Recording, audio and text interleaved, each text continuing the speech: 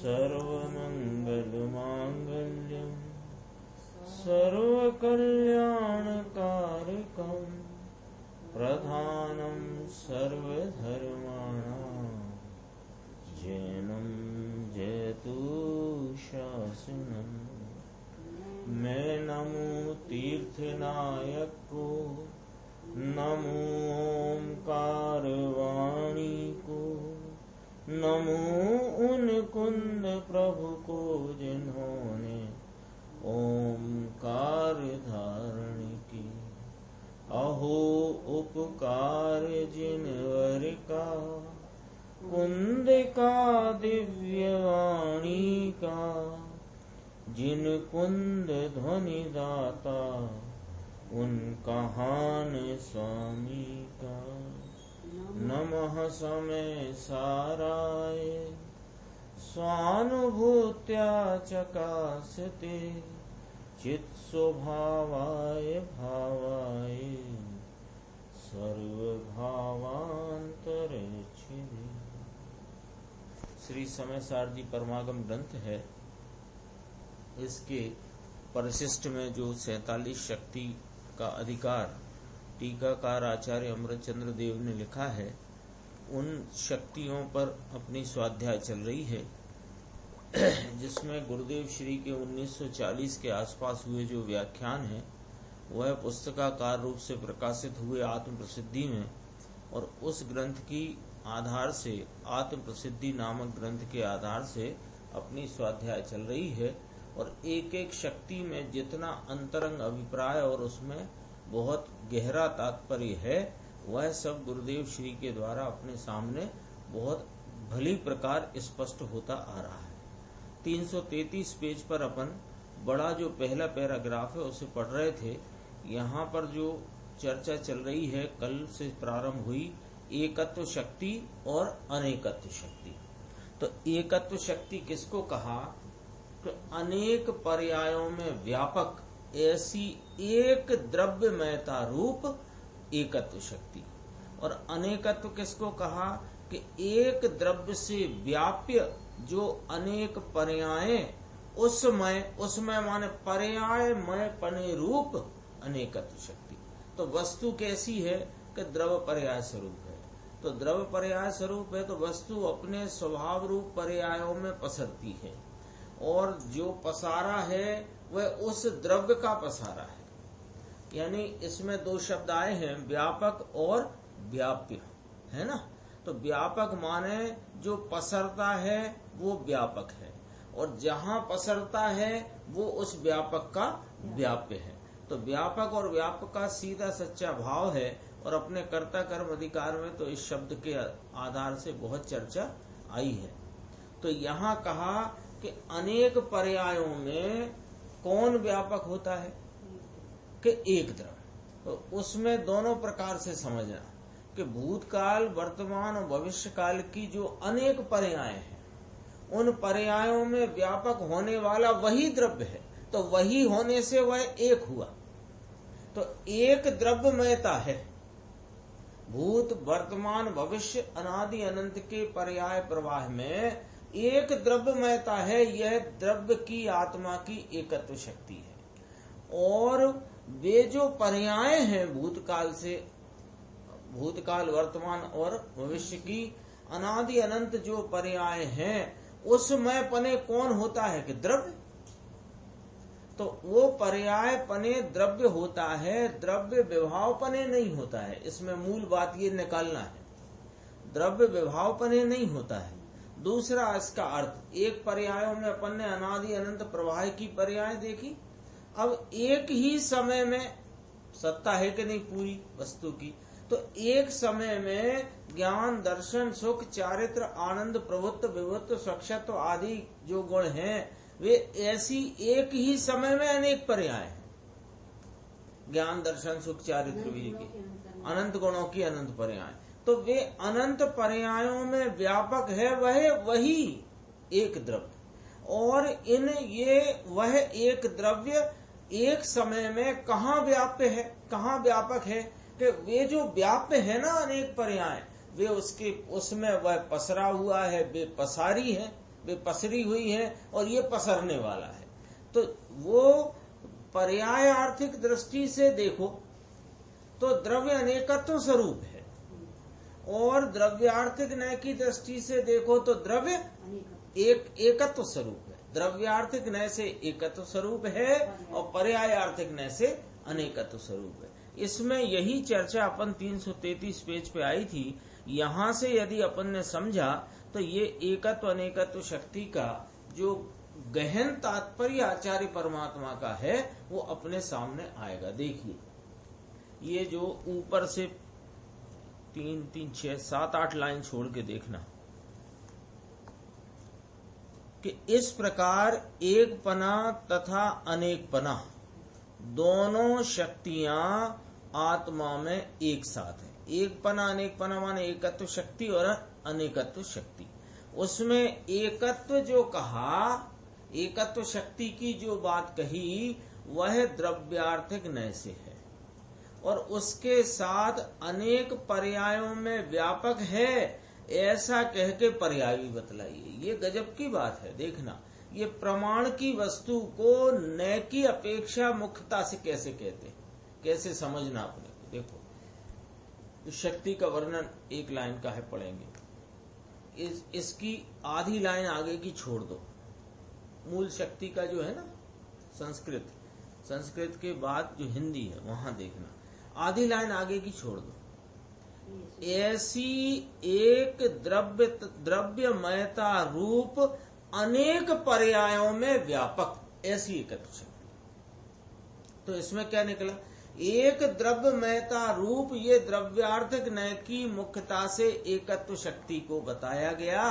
लेकिन एक द्रव्यमयता कहाँ के अनेक पर्यायों में व्यापक रूप से, अनेक पर्यायों में यह एक ही पसरा है तो अनेक पर्यायों में व्यापक रूप है, तो अनेक पर्याय बतलाई और एक द्रव्यमयता बतलाई। एकत्व शक्ति ने क्या बतलाया, अनेक पर्यायों में पसरता हुआ व्यापक होता हुआ एक द्रव्यमयता है। तो एक द्रव्यमयता से द्रव्यार्थिक न्याय का कथन करते हुए अथवा द्रव्यार्थिक न्याय की मुख्यता से एकत्व शक्ति की बात बताई और अनेक पर्यायों में व्यापक है ये भी बताया। तो क्या हुआ, ये द्रव्यार्थिक न्याय से प्रमाण स्वरूप वस्तु की व्याख्या। व्याख्या मानो उसका स्वरूप अपने को समझना। व्याख्या आप करो हम करें फिर 4 जने और करें, वो वाली बात नहीं है। व्याख्या का अर्थ है कि इस प्रकार इसकी व्याख्या है वैसा समझना।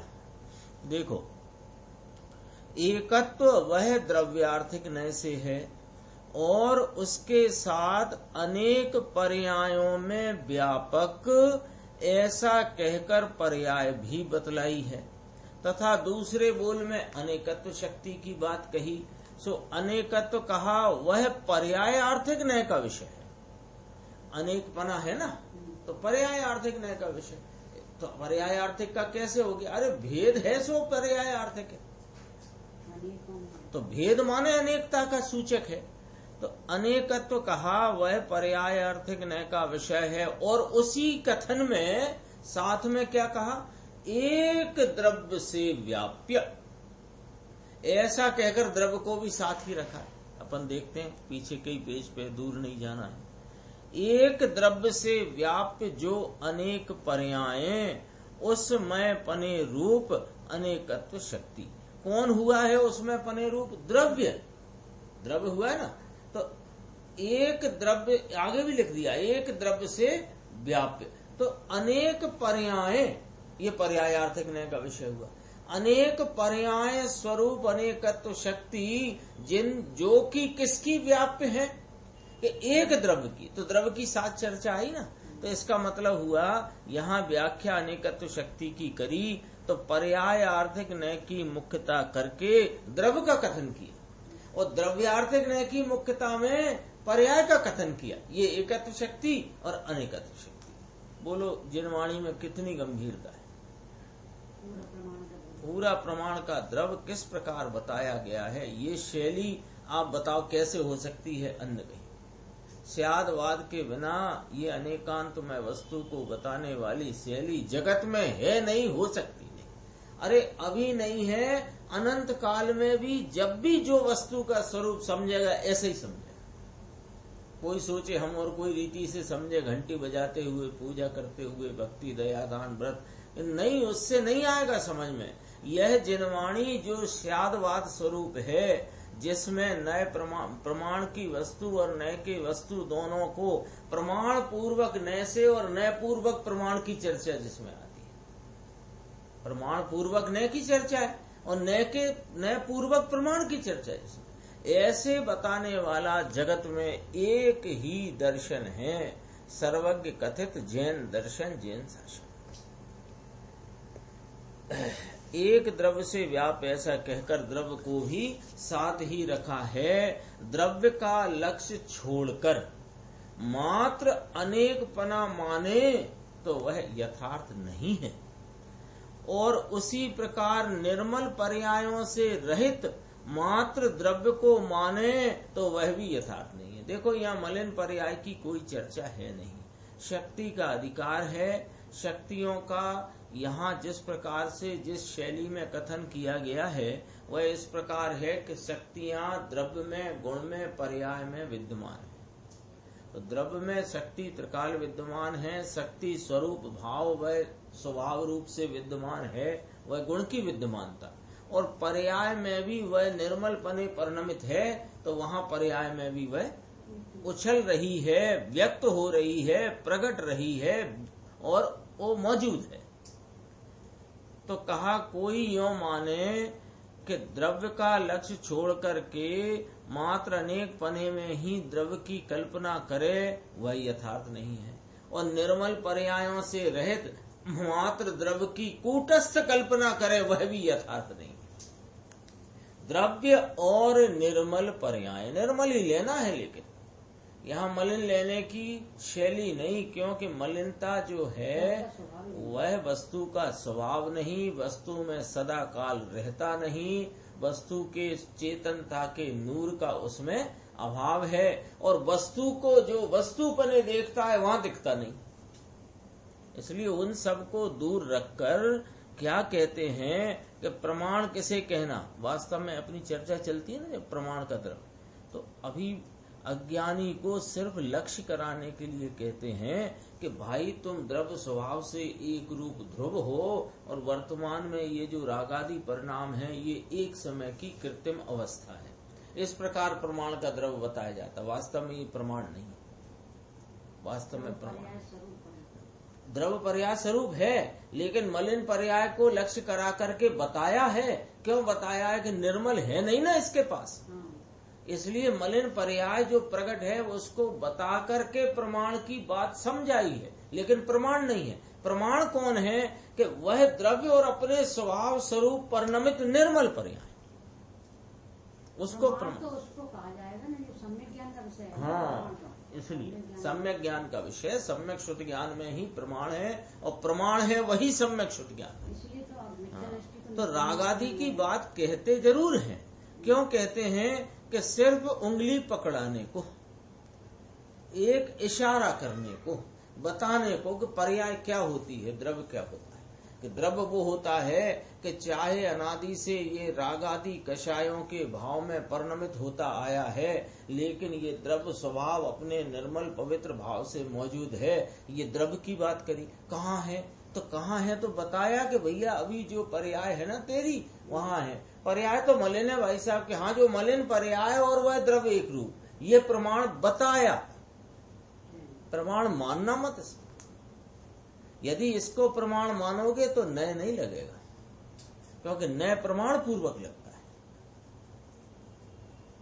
नए कैसे लगेगा कि जो प्रमाण स्वरूप हैं, अरिहंत परमात्मा, सिद्ध परमात्मा, वे कैसे प्रमाण हैं कि वे सिद्ध प्रमाण हैं।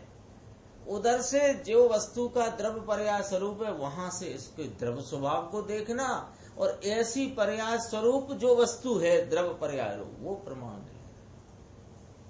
देखो लिखा है कि नहीं लिखा है इसमें, अपने मन की कोई बात नहीं चल रही है। द्रव्य और निर्मल पर्यायें उन दोनों को व्यापक व्याप्य रूप से, द्रव्य को व्यापक पने और पर्यायों को व्याप्य रूप से साथ ही साथ रखकर आचार्य देव ने अद्भुत वर्णन किया है।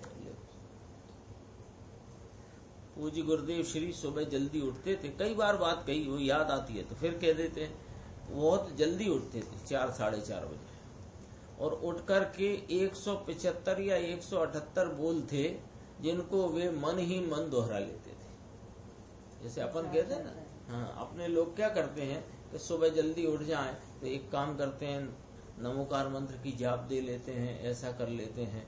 तो वो जो करता है, लेकिन वे क्या करते थे, वे तो उठ करके 175 या 178 बोल थे, उनको मन में उनके अर्थ सहित दोहरा लेते थे। 47 शक्तियां, 47 नए, 20 अलिंगरण के बोल, 6 अव्यक्त के बोल, 47 और भी कोई और कुछ प्रकरण था। ऐसे करके वे 175 बोल प्रतिदिन अर्थ सहित माने नाम अकेले नहीं, उनका भाव सहित, अर्थ भी कहना तो अपने लिए ठीक नहीं, उनके वो जिस प्रकार दोहराते थे भाव सहित उसको दोहराते थे, विचार करते थे। तो उसमें क्या होता था कि ये आत्मा के स्वरूप की महिमा का स्वाद तो उन्हें बरता ही रहा है निरंतर, उसमें उसकी महिमा की ऊर्जा सहज हो उठती थी। तो इसलिए शक्तियों का जो प्रकरण है वो ऐसा प्रकरण है कि शक्तियां शक्ति रूप से कथन की गई और एक एक शक्ति को बताया गया, लेकिन एक एक शक्ति के द्वारा वास्तव में देखो तो पूरी वस्तु व्यवस्था का वहां पर निरूपण है। नाम तो शक्ति से कहा, जीवत्व शक्ति, चिति शक्ति, दर्शी शक्ति, ज्ञान शक्ति, सुख शक्ति, वीर शक्ति। तो ऐसे कर करके इस पूरी में आत्मा का स्वरूप और उसकी व्यवस्था पूरी की पूरी यहाँ रख दी, और आत्मा का अनात्मा से क्या संबंध है वो भी यहाँ खुलासा हो गया। एक साथ सारी बात है। देखो अब बात चलती है, ये अपने को वहां से मिला के चलना है। कहाँ से? विरुद्ध धर्मत्व शक्ति की चर्चा आई थी, फिर उसके बाद तत्व शक्ति और अतत्व शक्ति की चर्चा आई थी। तो विरुद्ध धर्मत्व में क्या कहा था? तद्रूप महता और अतद्रूप महता, दोनों विरुद्ध धर्मों को एक साथ धारण करने रूप विरुद्ध धर्मत्व शक्ति, और तत्व शक्ति माने तद्रूप में परिणमित होने रहने की शक्ति और पर रूप नहीं परिणमित होने नहीं रहने रूप शक्ति। ऐसा कहकर के फिर कहा यहाँ एकत्व और अनेकत्व की बात की।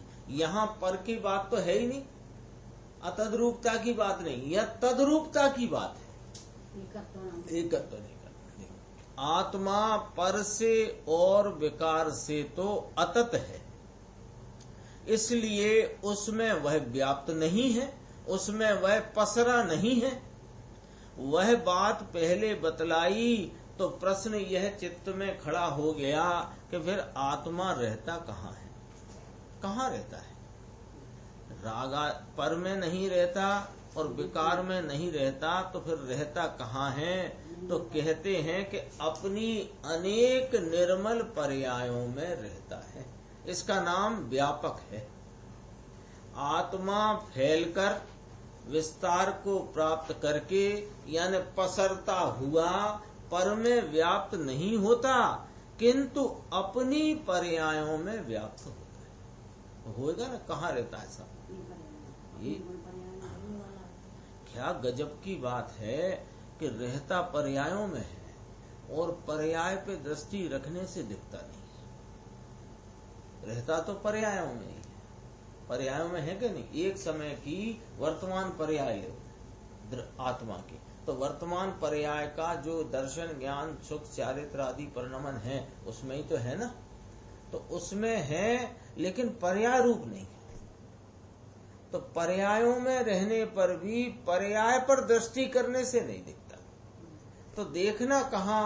कि भाई देखना तो पर्याय में, लेकिन पर्याय में पर्याय को नहीं देखना, जो द्रव्य स्वरूपता का भाव है पर्याय में उसे देखना। ऐसे कहते अपनी पर्यायों में व्याप्त होता है। यहाँ निर्मल पर्यायों की ही बात है। एक के बाद एक पर्याय में शुद्धता बढ़ती जाती है। निर्मलता का अर्थ ही यह है कि निर्मलता मलिनता को प्राप्त नहीं होती। निर्मलता एक बार जो उपजी माने पर्यायों का परिणमन निर्मल हुआ तो फिर वह निर्मलता प्रति क्षण वृद्धि को प्राप्त होती है। इसी को निर्जरा कहा जाता है। निर्जरा तत्व किसे कहना? शुद्धि की वृद्धि को। तो शुद्धता बढ़ती जाए तथापि वे सब पर्यायें आत्मा में ही अभेद होती हैं। व्यापकता घटाई कि नहीं? अनेक पर्याय होने से, ये पकड़ना पॉइंट, अनेक पर्याय, तो पर्याय अनेक हैं, भेद रूप हैं। ज्ञान ज्ञान रूप है, दर्शन दर्शन रूप है, सुख सुख रूप है। ऐसी अनेक पर्याय अथवा भूत भविष्य वर्तमान की पर्याय बीत गई है और होंगी, ऐसी अनेक पर्याय, उनमें कौन पसरता है कि आत्मा। तो उन अनेकों में पसरने पर भी यह एकत्व को नहीं छोड़ता। ऐसी एकत्व शक्ति आता है ना, अपने 8वां कलश है कि 7वां कलश है, एकत्वम न मुंचती। यदि एकत्वम न मुंचती, 9 तत्व रूप परिणमित होने पर भी, हाँ, 9 तत्व गतत्वे अपि एकत्वम न मुंचती, एकत्व को नहीं छोड़ता। अपने पंडित जी ने लिया था, वीरेंद्र कुमार जी जब आए थे 2019 में, अपने आए थे ना वार्षिक उत्सव में। अब ये प्रकरण बहुत गंभीरता से, बहुत विस्तार से लिया था। एकत्वम न मुंचती, ये एकत्व शक्ति की चर्चा वहां आई, यहाँ सच्चा शक्ति में आई। कहा ना, अनेक पर्याय होने से आत्मा की एकता नहीं टूटती। अब जरा ये काल के प्रवाह में पर्यायों की चर्चा देखना। सम्यक दर्शन के प्रारंभ में भी वही है और केवल ज्ञान के समय भी वही है। कौन? वही आत्मा, एकत्व रूप। इस प्रकार अनेक निर्मल पर्यायों रूप होने पर भी स्वयं चैतन्य स्वरूप से यह आत्मा, मैं आत्मा एक ही है। ज्ञान, अब ये काय पे घटाया था? काल प्रवाह में बरतने वाली निर्मल पर्याय। तो निर्मल पर्याय सम्यक दर्शन, फिर शुद्धि की वृद्धि वृद्धि वृद्धि और पूर्ण विकास, केवल ज्ञान।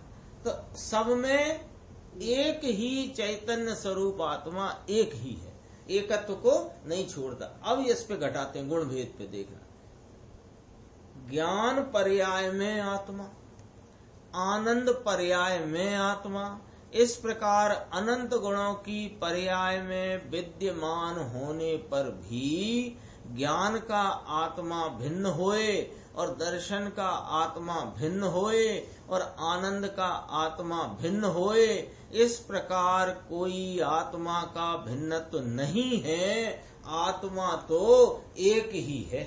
जानने रूप, आनंद रूप, सुख स्वरूप, वीर्य स्वरूप, पुरुषार्थ रूप, ये सब परिणमन में भिन्न भिन्न आत्मा नहीं है। वह एक ही आत्मा है। तो अर्थ क्या निकला? एकत्व को नहीं छोड़ता।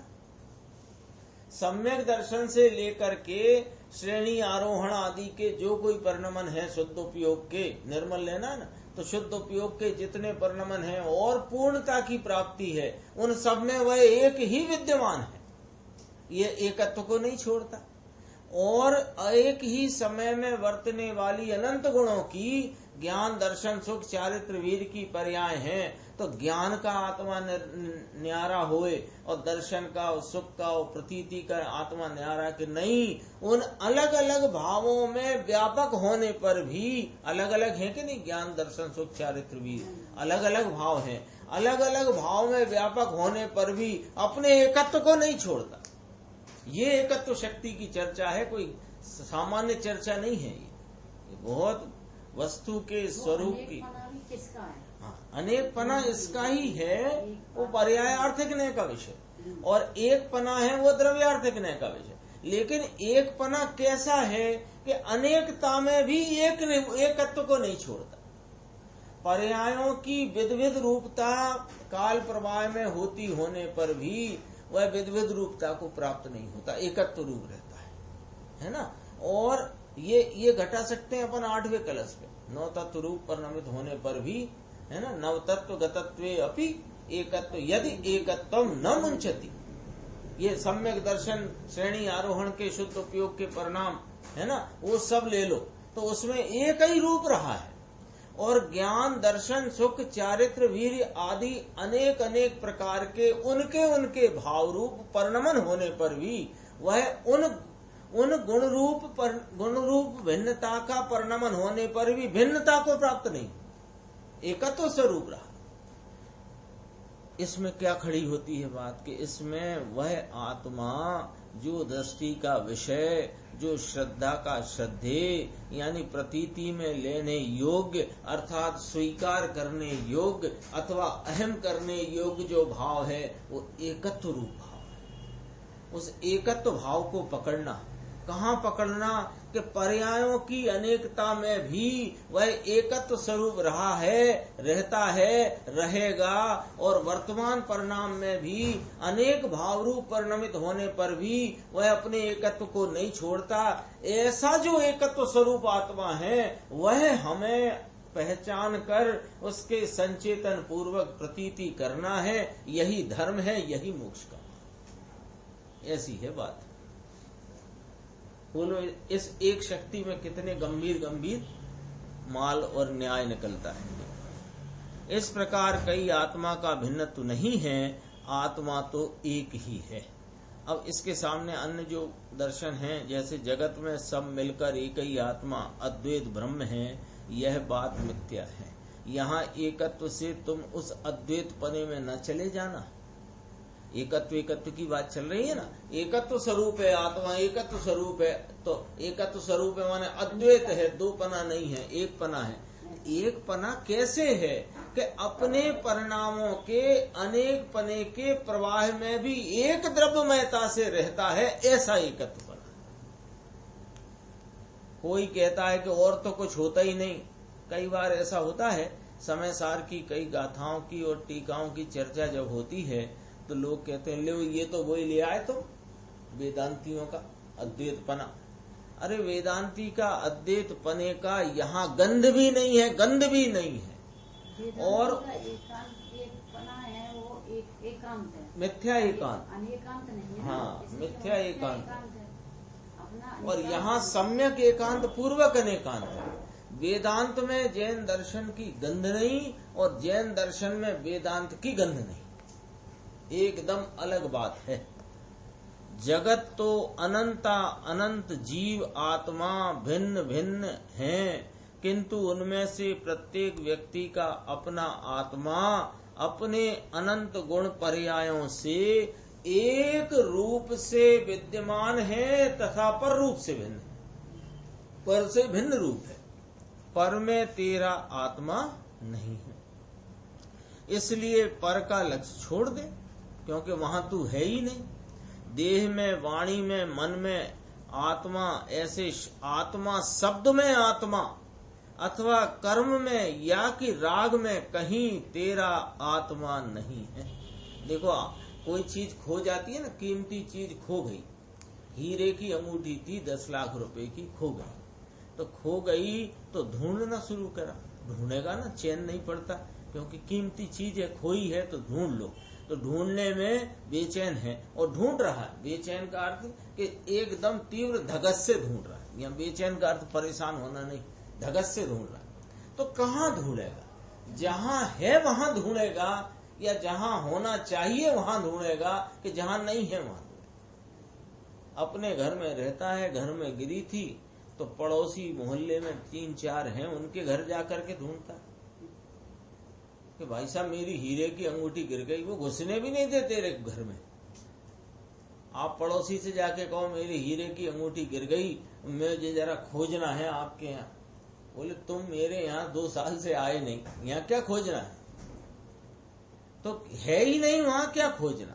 तो यहाँ अपने को सर्वज्ञ देव आचार्य परमात्मा ज्ञानी धर्मात्मा ऐलान करके कहते हैं भैया कि तू जो एकत्व स्वरूप चैतन्य पदार्थ आत्मा है, यह कहीं भी देह में नहीं है, वाणी में नहीं है, मन में नहीं है, मन के अवलंबन से उठते विकल्पों में नहीं है, आत्मा, ज्ञायक, प्रभु, शुद्धात्मा, परम पारनामिक भाव स्वरूप लक्षण वाला, इन शब्दों में आत्मा नहीं है, द्रव्य कर्म में आत्मा नहीं है, और राग में, विकल्प में कहीं तेरा आत्मा नहीं है, तो जहां नहीं है वहां क्यों अपनी ऊर्जा बर्बाद कर रहा है?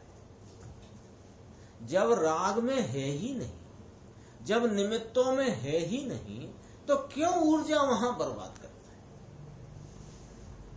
देव गुरु शास्त्र में नहीं है तेरा आत्मा। तेरा आत्मा कहाँ है ये बताते हैं देव गुरु शास्त्र, लेकिन देव गुरु शास्त्र में नहीं है आत्मा। पूजा के, भक्ति के राग में नहीं है आत्मा। अरे स्वाध्याय के राग में नहीं है आत्मा। स्वाध्याय के साथ उठने वाले विचारों, विकल्प में नहीं है आत्मा।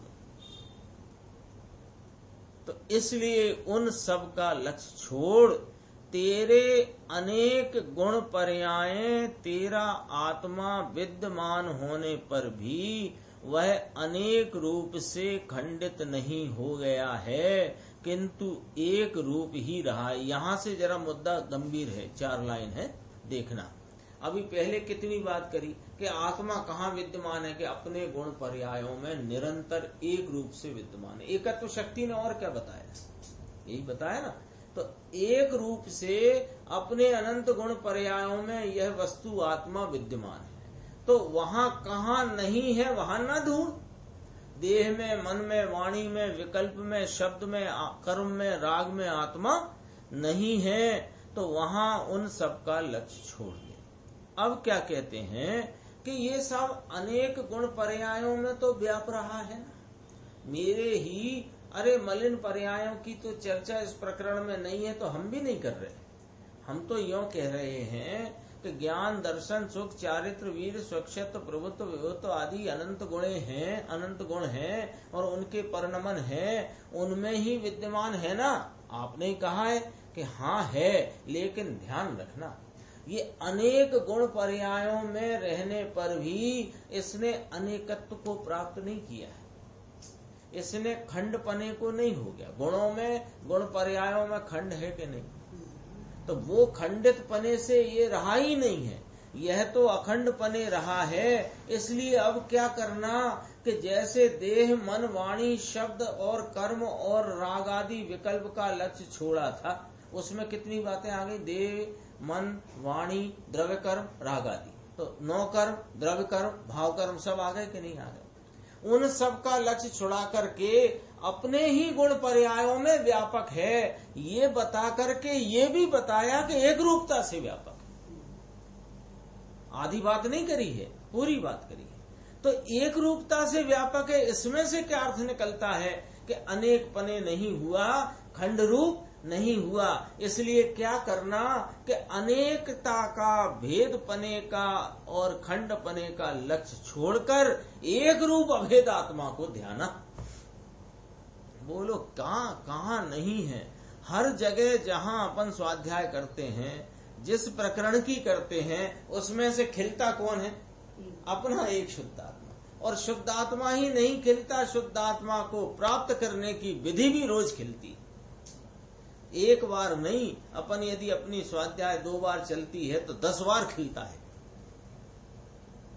बस लक्ष्य अपने को शुद्धात्मा का रख के सुनना, पढ़ना और विचार करना चाहिए। विचार भी करो तो शुद्धात्मा के लक्ष्य से, सुनो तो भी, पढ़ो तो भी। देखो क्या कहते हैं, अनेक गुण पर्याय उनमें रहा है तेरा आत्मा विद्यमान पने, ऐसा होने पर भी वह आत्मा अनेक रूप से खंडित नहीं हो गया है, किंतु एक रूप ही रहा है। तो इसलिए क्या अर्थ निकला इसका कि भाई अनेक का, भेद का लक्ष्य भी छोड़कर द्रव्य स्वभाव की एकता का अवलंबन करो। अरे उस एकता के अवलंबन से अनेक निर्मल पर्याय प्रकट होकर उस एकता में ही एकाकार हो जाएंगी, अभेद हो जाएंगी। अनादि से भैया अकेली विकारी पर्याय हुई है, वह आश्रव तत्व है, उसमें सचमुच आत्मा व्याप्त ही नहीं हुआ है। बहुत गजब की बात कही। छठवीं गाथा में से ये ध्वनि उठी है ना, प्रमत्त न प्रमत्त न अप्रमत्त एक गायक भाव, न भी होदी अपमत्तो जान गो दो जो स्वभावो। अकेली विकारी पर्याय हुई अनादि से, तो वह कौन है? आश्रव तत्व है। अरे इसमें वास्तव में आत्मा कभी व्यापा ही नहीं, पसरा ही नहीं है, क्योंकि विकारी पर्याय के साथ आत्म स्वभाव की एकता नहीं है। तो अनादि से अब तक ये विकार का एक बिना किसी वो भंग पड़े और प्रत्येक समय में विकार का परिणमन होता आया साहिब। तो ये आत्मा कभी उसमें व्याप्त ही नहीं हुआ कि नहीं हुआ। क्यों न हुआ? उसका कारण कि उन दोनों में यानी विकारी भाव में और आत्मा के स्वभाव में एकता नहीं है, भिन्नता है।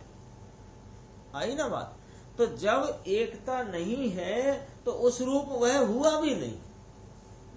निर्मल पर्याय ही अंतरोन्मुख होकर स्वभाव के साथ एक मेक होती है। देखो क्या इस जैन शासन की शैली है कि जब दृष्टि का विषय बताते हैं तो द्रव्य पर्याय में भेद बताते हैं। द्रव्य पर्याय का भेद नहीं समझेगा तो वह पर्यायों से रहित एकाकार स्वरूप जो अपना आत्मा है उस आत्मा को जानेगा कैसे, पहचानेगा कैसे? तो द्रव्य पर्याय को भेद रूप बताते हैं। फिर कभी कभी चर्चा में द्रव्य पर्याय अभेद बताते हैं। तो हाँ, यहाँ पर ये ध्यान रखना हमेशा कि विकारी पर्याय को कभी भी द्रव्य से अभेद नहीं बतलाया जाता। जब द्रव्य पर्याय के अतद भाव स्वरूपता की चर्चा हो तो द्रव्य एक रूपता से रहने वाला, पर्याय विद्विध रूपता से परिणमने वाली, इस रीति से दोनों में भेद बताते हैं। और जब अभेद बताया जाए आत्मा पर्याय के साथ तो नियम से जो पर्याय आत्मा की तरफ ढलकर उसका अवलंबन लेती हुई निर्मल पने प्रकटती है उसी पर्याय को अभेद कहा गया है। विकार की पर्याय को अभेद नहीं कहते। अज्ञानी की जो पर्याय है तो हाँ, विकार पूरे निर्मल ही नहीं है तो द्रव्य नहीं। हाँ, द्रव्य नहीं, द्रव्य तो है, द्रव्य की तो है, द्रव्य ही परिणमा है। लेकिन द्रव्य की चर्चा करें, द्रव्य का विचार करें, द्रव्य का स्वरूप बताएं तो उसमें उसे अभेद नहीं कहें। तो अज्ञानी की कोई चर्चा नहीं। अज्ञानी की पर्यायों को छोड़ेगा नहीं तब तक उसे ज्ञानी होने का कोई अवसर नहीं। तो ये जो राग है, शुभ राग, कषाय की मंदता का परिणाम, इसको काय में डालना कि इसको राग में डालना, जिससे इस आत्म स्वभाव की कभी एकता ही नहीं। देखो स्वभाव की मुख्यता लेना है हमेशा। एक बात और समझना, आपकी बात से याद आ गई कि जिनेंद्र परमात्मा के आगम में, शासन में जो जितनी चर्चा है उसका नायक आत्मा नहीं है, शुद्धात्मा है। नायक माने जिसकी चर्चा हो। रामायण का नायक राम कहते हैं कि नहीं कहते? तो किसकी चर्चा है? रावण की भी चर्चा है तो राम के लिए है, सीता की चर्चा है तो राम के लिए है, दशरथ कैकेयी की चर्चा है तो राम के लिए है। ऐसा ही है ना?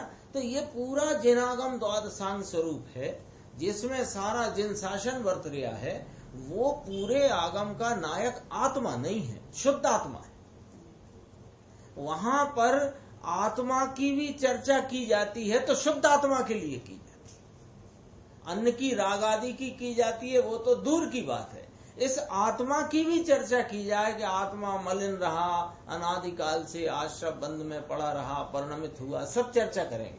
लेकिन वो सब चर्चा आत्मा बताने के लिए नहीं, शुद्धात्मा बताने के लिए। उसका नायक शुद्ध आत्मा है। तो अपनी बात जो कुछ भी जिनागम में आई है उसका बिल्कुल लास्ट पॉइंट अपना पहुंचना चाहिए तात्पर्य का कि यहाँ शुद्धात्मा का किस प्रकार निरूपण है, शुद्धात्मा किस प्रकार बताई जा रही है। देखो क्या कहते हैं, विकारी पर्याय के साथ आत्म स्वभाव की एकता नहीं है।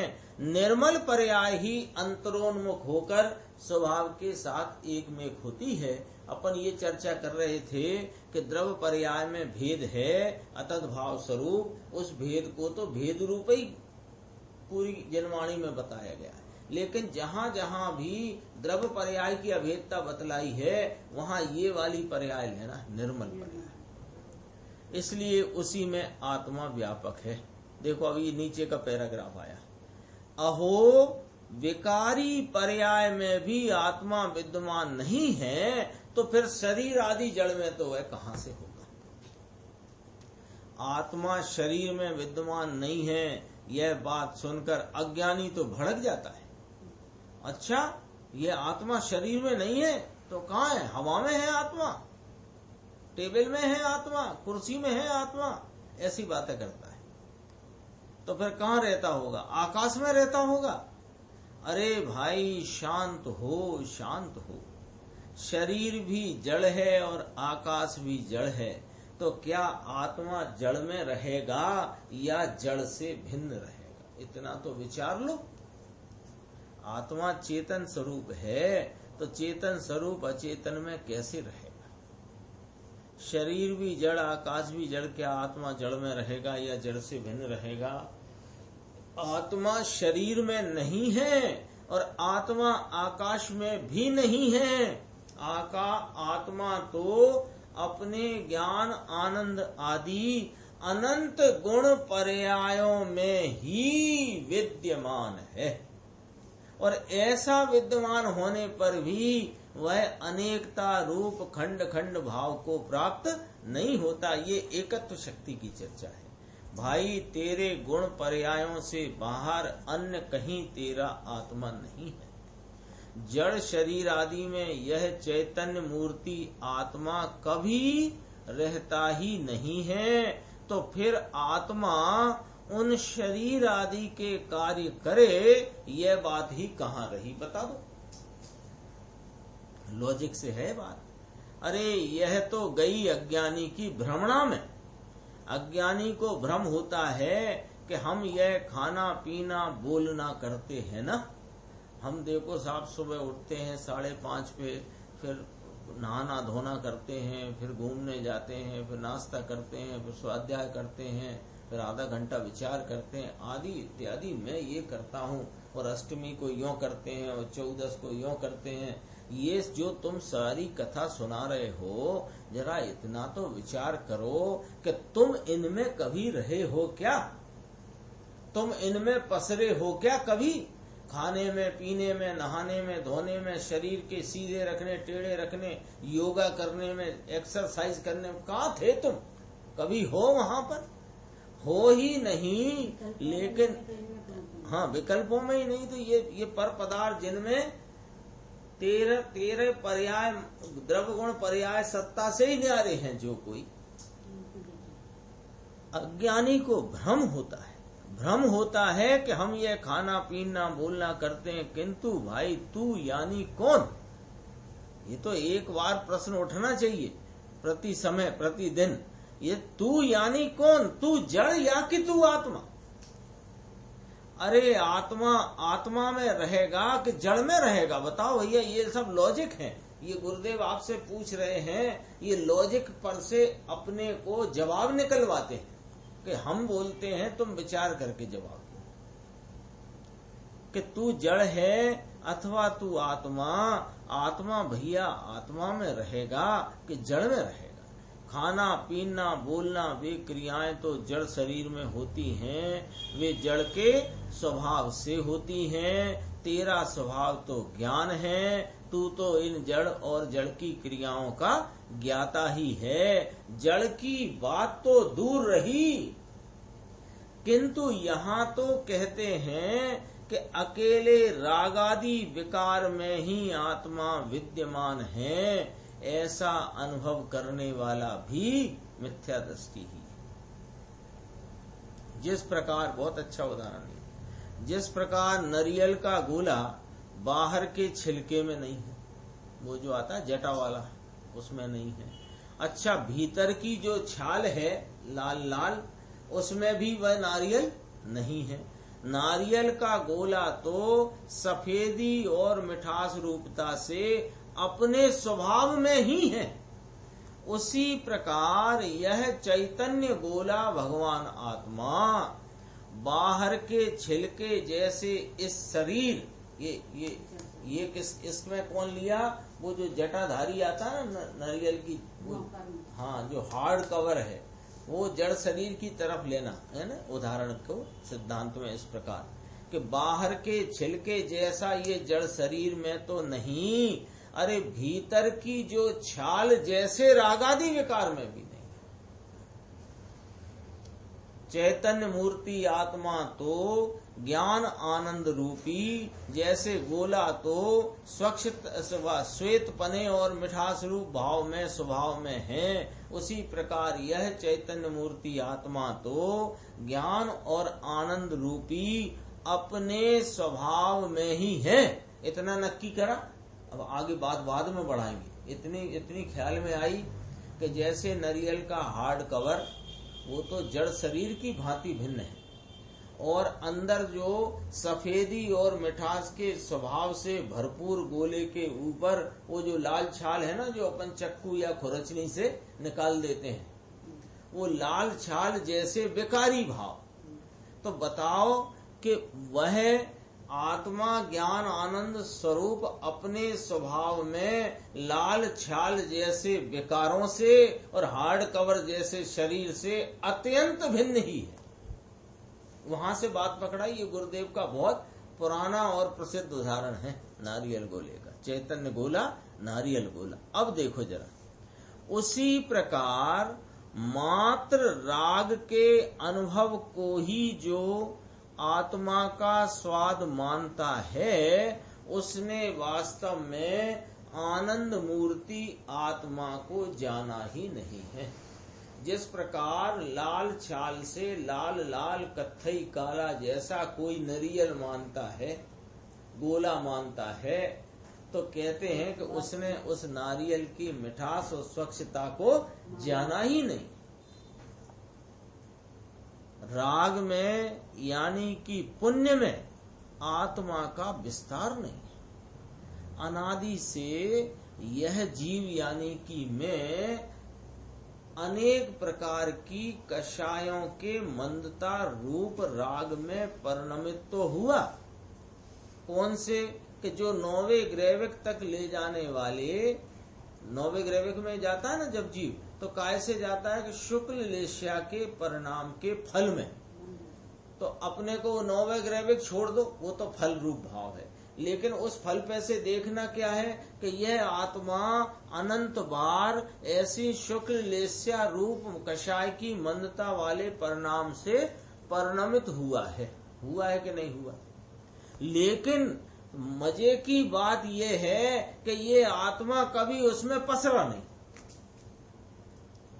ही नहीं, क्योंकि यदि आत्मा उसमें पसर जाता तो आत्मा कषाय रूप हो जाता, और आत्मा कभी कषाय रूप हुआ नहीं। यदि कषाय रूप हो जाए तो निकषाय भाव अब कहां से लाओगे?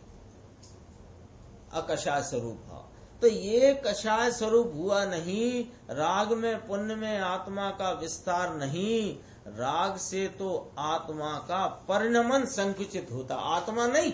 देख लो, शब्द देख लेना गुरुदेव श्री का।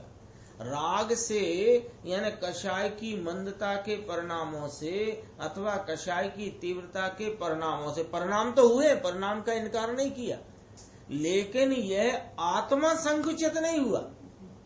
आत्मा का परिणमन संकुचित होता है, और आत्मा का विकास और विस्तार तो अपनी निर्मल पर्याय में ही है। आत्मा अपने निर्मल परिणमन में पसरता है और विकास को प्राप्त होता है। तो आत्मा के परिणमन का विकास कहाँ से होता है? कि वह निर्मल पर्याय रूप पसारे में आत्मा की व्यापकता से होता है। उसकी चर्चा आगे लेंगे।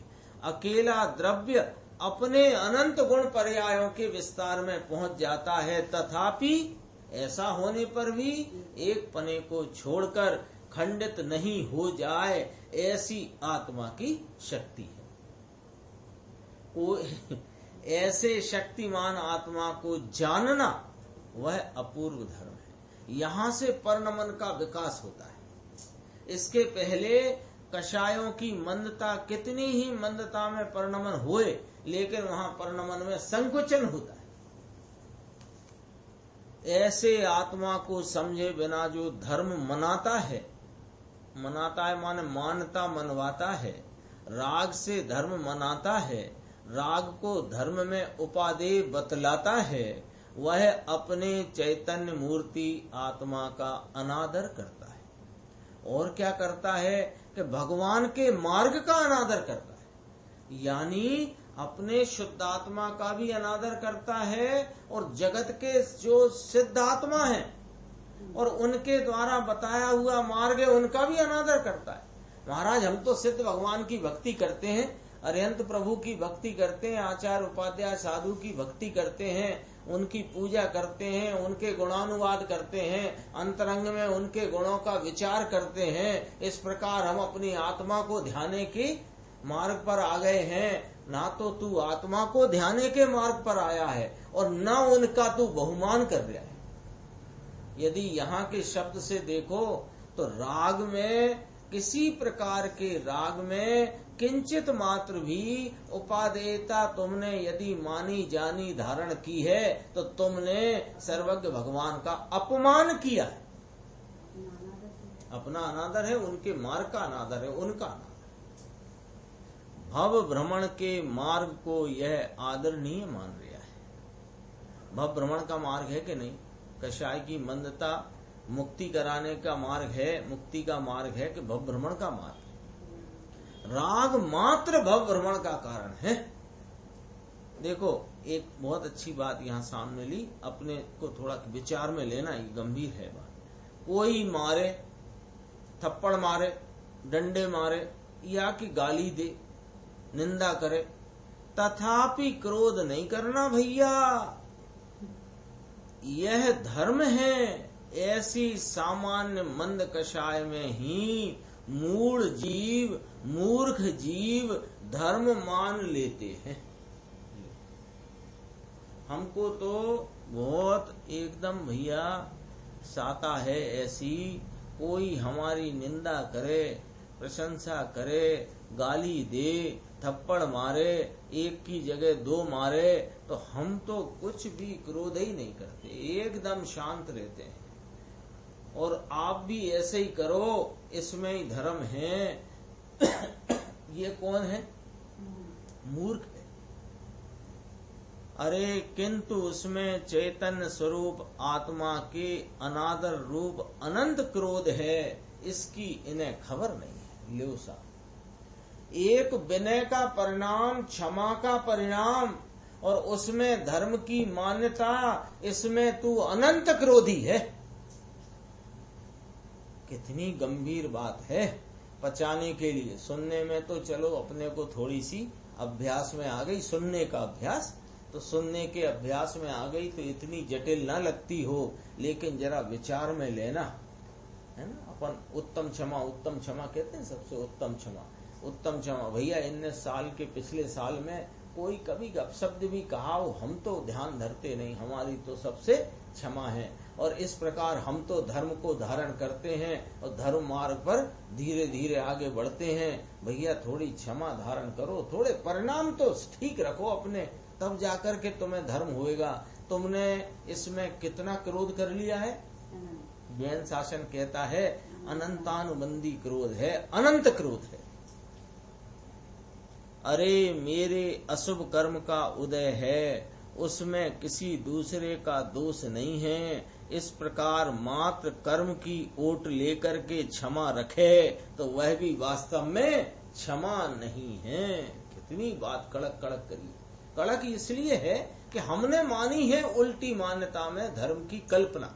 धर्म है नहीं, कल्पना की है, तो वहां धर्म होता है क्या? दूसरा क्या पॉइंट लिया भैया? हमारे ही अपयश प्रकृति का उदय है, इसलिए कोई भी हमको कुछ भी कह जाता है, इसमें उस बेचारे का क्या दोष है? हमारे ही कर्म का उदय ऐसा है, ऐसी कर्म की ओट रख करके हमको तो सबसे क्षमा भाव है।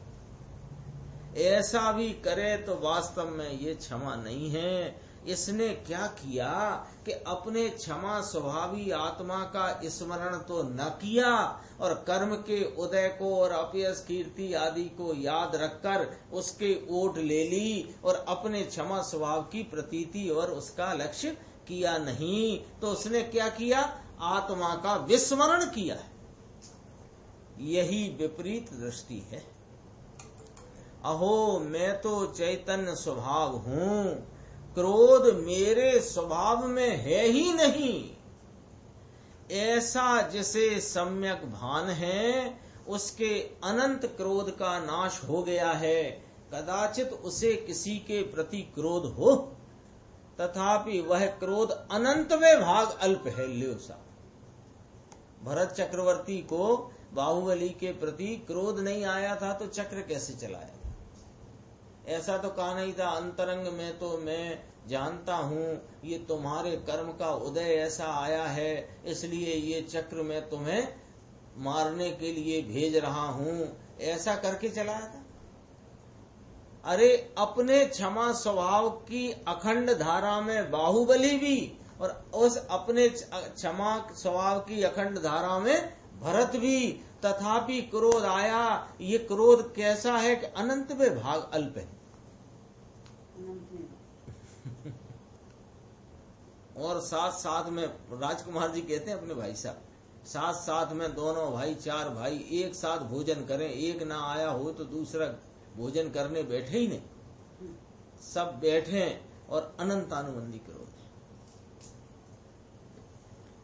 तथापि उसे देखो लिया, अज्ञानी कदाचित क्रोध न करे, तथापि उसे विपरीत अभिप्राय में ही अनंत क्रोध की शक्ति भरी है। चैतन्य स्वरूप आत्मा के अवलंबन बिना धर्म हो ही नहीं सकता और दोष सचमुच दूर हो नहीं सकता। ये अपनी चर्चा इसमें आगे और चलेगी, समय हो गया है। निज निधि निज में बताई, यह अनंत उपकार है, उसके लिए जिन वाणी माँ को वंदना शत बार है।